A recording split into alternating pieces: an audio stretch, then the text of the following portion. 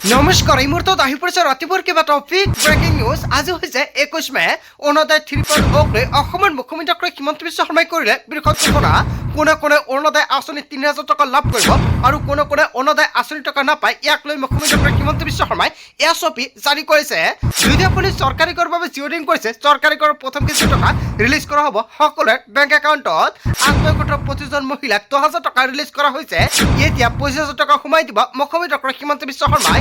কিন্তু লাখ লাখ হিতাধিকাৰীৰ নাম কৰ্তন কৰা হ'ব। ৰেচন কাৰ্ড থাকিলে জনতাই লাভ কৰিব 6টা নতুন সামগ্ৰী। এইমাত্ৰ কৰিছে বৃহৎ ঘোষণা। PM কিষাণৰ 25জন হিতাধিকাৰীৰ বেংক একাউণ্টত 2,000 টকা ৰিলিজ কৰিব। লগতে কেইবাটাও ৰাজনৈতিক খবৰৰ লগতে অৰাজনৈতিক খবৰ যুগুত কৰা হৈছে আজিৰ দিনটোত। গোটেই অসম তথা ভাৰতৰ বিভিন্ন প্ৰান্তৰ পৰা যুগুত হৈছে কেইবাটাও ডাঙৰ খবৰ।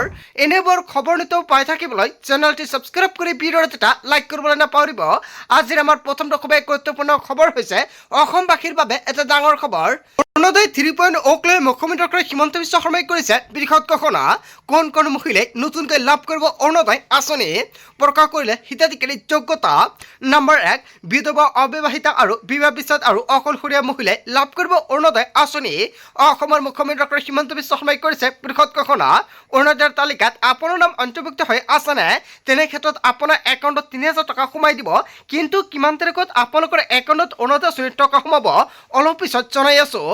নম্বৰ 2, তৃতীয় লিংগৰ ব্যক্তি, দিব্যাংগ, অধিকাৰ আইন 2016 অন্তৰ্ভুক্ত ব্যক্তিয়ে কৰিব পাৰিব আবেদন। নম্বৰ 3, চৰকাৰী পঞ্জীকৃত বৃদ্ধাৱত বাস কৰা মহিলাই লাভ কৰিব অৰুণোদয় আঁচনিৰ সুবিধা। নম্বৰ 4, পৰিয়ালৰ মূল উপাৰ্জনকাৰীজন বৃদ্ধ বা দিব্যাংগ হ'লে কৰিব পাৰিব আবেদন।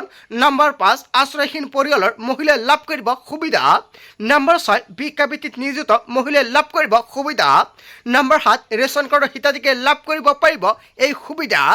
শীঘ্ৰে সাজু কৰক নথিপত্ৰ। কোনে কোনে অৰুণোদয় আঁচনি সুবিধা লাভ কৰিব নিশ্চয় সম্পূৰ্ণকৈ জানিলে। এতিয়া বোলো সম্পূৰ্ণকৈ জনাই দিওঁ অৰুণোদয় আঁচনি আবেদন কৰাৰ বাবে কি কি নথিপত্ৰ সাজু কৰিব লাগিব। আপুনি শীঘ্ৰে সাজু কৰক এইকেইবিধ নথিপত্ৰ। আবেদনৰ বাবে প্ৰয়োজন হ'ব Aadhaar card, voter card, ration card, ৰঙীন ফটো, বেংক একাউণ্ট। যদিহে এতিয়া আপুনি অৰুণোদয় পোৱা নাই তেন্তে শীঘ্ৰে কৰক আপুনি আবেদন। যোগ্য বিবেচিত হ'লে কৰিব পাৰিব অৰুণোদয় আঁচনিৰ বাবে আবেদন।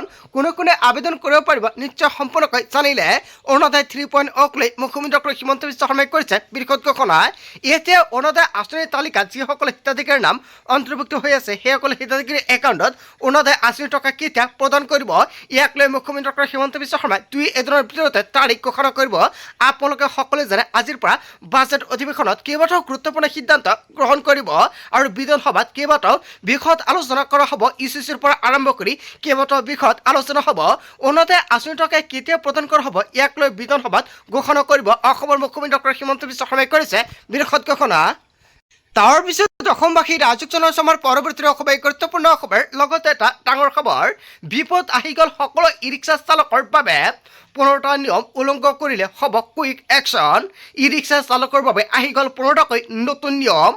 নিয়ম উলংঘ কৰিলে লোৱা হ'ব একশ্যন, ভৰিব লাগিব জৰিমনা। আজিৰ পৰা কাৰ্যকৰী হৈছে এই নতুন নিয়ম। চৰকাৰে জাৰি কৰিলে নতুন নিয়মৰ নটিচ। নিৰ্দেশনা অমান্য কৰিলে বাতিল হ'ব ই ৰিক্সাৰ পঞ্জীয়ন। সুৰা সেৱন কৰি গাড়ী চলাব নোৱাৰিব এতিয়াৰ পৰা ই ৰিক্সা চালকসকলে। 5 জনতকৈ অধিক মানুহ বহাব নোৱাৰিব। কেৱল এয়াই নহয়, চালকৰ কাষত চিটত কোনো লোকক বহাই নিব নোৱাৰিব। ৰাষ্ট্ৰীয় আৰু ৰাজ্যিক ঘাইপথত সোমাব নোৱাৰিব।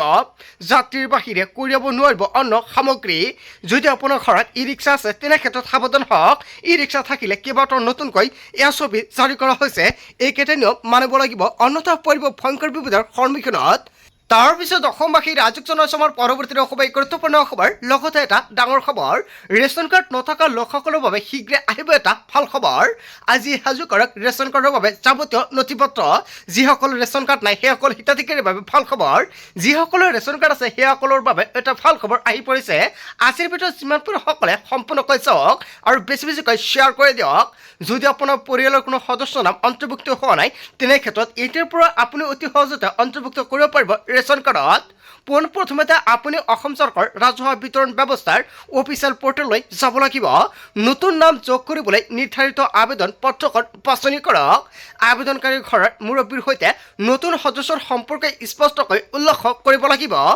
নতুন সদস্যজনৰ আধাৰ কাৰ্ডৰ কপি থকা বৰ্তমান বাধ্যতামূলক আৰু সদস্যজনৰ জন্মৰ প্ৰমাণপত্ৰ বা ভোটাৰ পৰিচয় পত্ৰৰ প্ৰয়োজন হ'ব।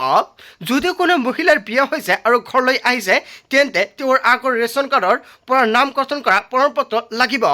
পৰিয়ালৰ মূল ৰেচন কাৰ্ডখনৰ এটা ফটোকপি আবেদনৰ সৈতে জমা দিব লাগিব। আবেদন পত্ৰখনত নতুন সদস্যৰ নাম, বয়স আৰু পিতৃ মাতৃৰ নাম শুদ্ধকৈ লিখি দিব লাগিব আৰু পৰিয়ালৰ মুৰব্বীৰ শেহতীয়া পাছপোৰ্ট সাইজ ফটো এখনৰ প্ৰয়োজন হ'ব। সকলো নথিপত্ৰ শুদ্ধকৈ সংলগ্ন কৰি আপুনি ওচৰৰ যোগান বিভাগৰ কাৰ্যালয়ত জমা দিব লাগিব আৰু অনলাইন যোগে আপুনি ওচৰৰ CSCত গৈ কৰিব পাৰিব আবেদন। সংশ্লিষ্ট বিভাগীয় বিষয়ৰ দ্বাৰা আপোনাৰ নথিপত্ৰসমূহ পৰীক্ষা কৰা হ'ব। সকলো তথ্য সঠিক থাকিলে অতি কম দিনৰ ভিতৰতে নতুন সদস্যৰ নাম অন্তৰ্ভুক্ত কৰিব পাৰিব ৰেচন কাৰ্ডৰ জৰিয়তে। নাম অন্তৰ্ভুক্ত হোৱাৰ পাছত আপুনি অনলাইন যোগে নতুন ডিজিটেল ৰেচন কাৰ্ড এখন ডাউনলোড কৰি লৈ ল'ব পাৰিব। যিসকল হিতাধিকাৰীৰ ৰেচন কাৰ্ড নাই সেইসকল হিতাধিকাৰী নতুনকৈ ৰেচন কাৰ্ডৰ বাবে আবেদন কৰিব পাৰিব। কেনেকৈ আবেদন কৰিব, কি কি নথিপত্ৰ লাগিব, যদি আপোনালোকৰ ভিডিঅ' লাগে এতিয়া কমেণ্ট কৰি জনাই দিয়ক, নেক্সট ভিডিঅ'ত জনাই দিম। তাৰপিছত অসমবাসী ৰাজক জনসমাৰ পৰৱৰ্তী খুবেই গুৰুত্বপূৰ্ণ খবৰ, লগতে এটা ডাঙৰ খবৰ। পুৱাই দেশত গৰমে ভংগ কৰিলে অভিলেখ, 45 ডিগ্ৰীলৈকে বৃদ্ধি পালে পাৰস্তম্ভ। সেইটোৱে লৈ দেশজুৰি সতৰ্কবাণী জাৰি কৰা হৈছে। উত্তৰ আৰু মধ্য ভাৰতৰ লগতে দেশৰ কেইবাখনো ৰাজ্যত অভাৱনীয়ভাৱে বৃদ্ধি পাইছে গৰমৰ প্ৰকোপ। প্ৰচণ্ড গৰমৰ মাজতে IQI.in লাইভ গ্লোবেল টেম্পাৰেচাৰৰ ৰেংকিঙত উদ্বেগজনক তথ্য প্ৰকাশ পাইছে। ইয়াক লৈ কেইবাটাও বৃহৎ খবৰ আহি পৰিছে। আজিৰ ভিডিঅ'ত যিমান পাৰে সকলোৱে শ্বেয়াৰ কৰি দিব আৰু সকলোৱে সাৱধান হৈ থাকিব। বিশ্বৰ এখন আটাইতকৈ গৰম দেশৰ ভিতৰত ভাৰতবৰ্ষৰ স্থান দেখা গৈছে। IQI.in ৱেবছাইটৰ লাইভ মনিটৰিঙত পোহৰলৈ আহিছে এই তথ্য। দেশবাসীক সাৱধান হৈ থকাৰ আহ্বান জনাইছে ভাৰতীয় বতৰ বিজ্ঞান কেন্দ্ৰৰ ফালৰ পৰা। প্ৰচণ্ড গৰমক ধুমুহাক লৈ জাৰি কৰিছে দেশৰ কেইবাখনো ৰাজ্যলৈ ৰেড আৰু অৰেঞ্জ এলাৰ্ট। চিকিৎসাকৰ্মীসকলে ৰাইজক হৃদষ্টকৰ পৰা বাচি থাকিবলৈ সাৱধানতা অৱলম্বন কৰাৰ বাবেও দিছে পৰামৰ্শ। প্ৰচণ্ড মূৰৰ বিষ, কেৱল এয়াই নহয়, মূৰ ঘূৰা, দুৰ্বল অনুভৱ আদি সমস্যাই দেখা দিলে কাষ চাপক চিকিৎসকৰ। মুখমণ্ডল আৰু ছাল ৰঙা পৰি শুকাই গ'লে আপুনি স্বাভাৱিকতে ফুলি নাযাব, কিয়নো প্ৰচণ্ড গৰমত অত্যাধিক পিয়াহ লগা, বমি ভাৱ হোৱা হ'ব পাৰে হৃদষ্টকৰ লক্ষণ। শৰীৰৰ বাবে পৰ্যাপ্ত পানী সেৱন কৰিব। কেৱল এয়াই নহয়, নেমুৰ পানীও আপুনি সেৱন কৰিব। ORS আৰু ডাবৰ পানী আদি আপুনি পৰ্যাপ্ত পৰিমাণে সেৱন কৰিব। পাতল ৰঙৰ আৰু ঢিলা কপাহী কাপোৰ আপুনি পৰিধান কৰিব সকলো সময়তে। ৰ'দত ঘৰৰ পৰা বাহিৰলৈ ওলাই আহি আপুনি ছাতি, চশমা, টুপি, জোতা পিন্ধিহে ওলাব। অতি জৰুৰী কাম নাথাকিলে দুপৰীয়া 12 বজাৰ পৰা বিয়লি 3 বজালৈকে আপুনি ঘৰৰ ভিতৰতে থাকিব। চাহ, কফি, সুৰা আৰু অতিমাত্ৰা আপুনি চেনি নাখাব। ইয়াৰ পৰা সকলোৱে সাৱধানৰে থাকিব। কেৱল এয়াই নহয়, অত্যাধিক তেল, মছলাযুক্ত বা বাসী খাদ্য আৰু চৰ্বিজাতীয় মাংস আদি খোৱাৰ পৰা আপুনি বিৰত থাকক। এনেকুৱাকৈ নতুনকৈ SOP জাৰি কৰা হৈছে। গৰমৰ মাজতে আপুনি সাৱধান হওক। বৰ্তমান আপোনাৰ অঞ্চলত গৰমৰ পৰিস্থিতি কেনেকুৱা নিশ্চয় কমেণ্ট কৰি জনাই দিব আৰু আজিৰ ভিডিঅ' যিমান পাৰে সকলোৱে শ্বেয়াৰ কৰি দিব। তাৰপিছত অসমবাসী ৰাজক জনসমাৰ পৰৱৰ্তী খুবেই গুৰুত্বপূৰ্ণ খবৰ, লগতে এটা ডাঙৰ খবৰ। এতিয়াৰ পৰা পেঞ্চনৰ বাবে তাঁতবাতি কৰিব নালাগে। সময়মতে হ'ব লাগিব পেঞ্চনৰ কাম কাজ। পেঞ্চনৰ কাম পলম কৰা চৰকাৰী কৰ্মচাৰীৰ বিপদ নিশ্চিত।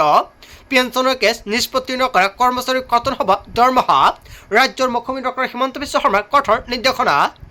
তাৰপিছত অসমবাসী ৰাজক জনসমাৰ পৰৱৰ্তী খুবেই গুৰুত্বপূৰ্ণ খবৰ, লগতে এটা ডাঙৰ খবৰ। ইন্ধনৰ নাটনিৰ বাবে চৰকাৰৰ ডাঙৰ সিদ্ধান্ত। এদিন যুগ্ম এদিন অযুগ্ম সংখ্যাৰ বাহনে চলাব পাৰিব ৰাজপথত। সাল সলনিকৈ যুগ্ম আৰু অযুগ্ম সংখ্যাৰ পঞ্জীয়নভুক্ত বাহন চলোৱাৰ সিদ্ধান্ত। সোমবাৰৰ পৰাই কাৰ্যকৰী হ'ল এই বিশেষ নিৰ্দেশনা।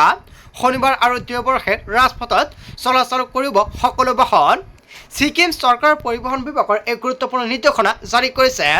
ইন্ধনৰ নাটনিৰ বাবে চৰকাৰে কেইবাটাও গুৰুত্বপূৰ্ণ সিদ্ধান্ত গ্ৰহণ কৰিছে। তাৰপিছত অসমবাসী ৰাজক জনসমাৰ পৰৱৰ্তী খুবেই গুৰুত্বপূৰ্ণ খবৰ, লগতে এটা ডাঙৰ খবৰ। যিমান পাৰে সিমান মাটি বেদখল কৰক। মই লগত আছোঁ, কিবা হ'লে মই গুলি খাম। তিবাই এপিছে আছোঁ অসমত। মাটি বেদখল কৰক, মাটি পট্টা মই কৰি দিম, কোনো চিন্তা কৰিব নালাগে। মাটি বেদখল কৰিবলৈ উচতনি বিজেপি বিধায়ক ৰমাকান্ত দেউৰীৰ। পুনৰ বিতৰ্কিত মন্তব্য কৰিছে মৰিগাঁৱৰ বিজেপি বিধায়ক ৰমাকান্ত দেউৰীয়ে। বনাঞ্চলৰ ভূমি বেদখল কৰিবলৈ কিবা ৰাজ্যক উচতনি দিছে। হয়, এনেকুৱাকৈ কেইবাটাও বৃহৎ মন্তব্য কৰিছে। যিমান পাৰে সিমান মাটি বেদখল কৰক। তাৰ পিছত অসমবাসী ৰাজক জনাইছে আমাৰ পৰৱৰ্তী অসমে গুৰুত্বপূৰ্ণ খবৰ। লগতে এটা ডাঙৰ খবৰ, দেশত চলিছে অৰ্থনৈতিক ধুমুহা। কেইবাটাও বৃহৎ মন্তব্য কৰিছে ৰাহুল গান্ধীয়ে। কিন্তু ইটালীত চকলেট বিতৰণ কৰি আছে প্ৰধানমন্ত্ৰী নৰেন্দ্ৰ মোদীয়ে। এনেকুৱাকৈ কেইবাটাও পিছপৰাৰ মন্তব্য কৰিছে ৰাহুল গান্ধীয়ে প্ৰধানমন্ত্ৰীৰ বিৰুদ্ধে। কিন্তু ইটালীত চকলেট বিতৰণত ব্যস্ত আছে প্ৰধানমন্ত্ৰী নৰেন্দ্ৰ মোদীয়ে। কৃষক, যুৱক, মহিলা, শ্ৰমিক আৰু সকলোৱে কান্দিছে। কিন্তু প্ৰধানমন্ত্ৰীয়ে হাঁহি হাঁহি ৰিলছ বনাই আছে আৰু বিজেপিয়ে হাত চাপৰি বজাই আছে। বিজেপিৰ ইয়াৰ নেতৃত্ব নহয়, নাটকহে। দেশত অৰ্থনৈতিক এনেকুৱাকৈ বেয়া পৰিস্থিতিৰ সৃষ্টি হৈছে। ইয়াৰ পিছতো প্ৰধানমন্ত্ৰী নৰেন্দ্ৰ মোদী এনেকুৱাকৈ ৰিলছ বনোৱাৰ কাৰণ কি? এনেকুৱাকৈ ৰাহুল গান্ধীয়ে কেইবাটাও পিছপৰাত মন্তব্য কৰিছে। দেশৰ অৰ্থনৈতিক মন্দাৱস্থাৰ অভিযোগ ৰাহুল গান্ধীত।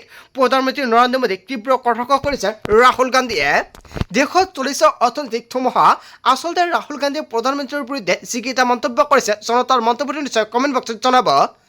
তাৰ পিছত অসমবাসী ৰাজক জনাইছে আমাৰ পৰৱৰ্তী অসমে গুৰুত্বপূৰ্ণ খবৰ। লগতে এটা ডাঙৰ খবৰ, বেদখলকাৰীৰ বিৰুদ্ধে ৰাজ্যত পুনৰ আৰম্ভ একশ্যন। নলবাৰীত আৰম্ভ হৈছে প্ৰশাসনৰ উচ্ছেদ অভিযান। অবৈধ পদপথত দখলকাৰীৰ বিৰুদ্ধে একশ্যন আৰম্ভ কৰিছে জিলা প্ৰশাসনৰ সহযোগত নলবাৰী পৌৰসভাই চলাইছে উচ্ছেদ।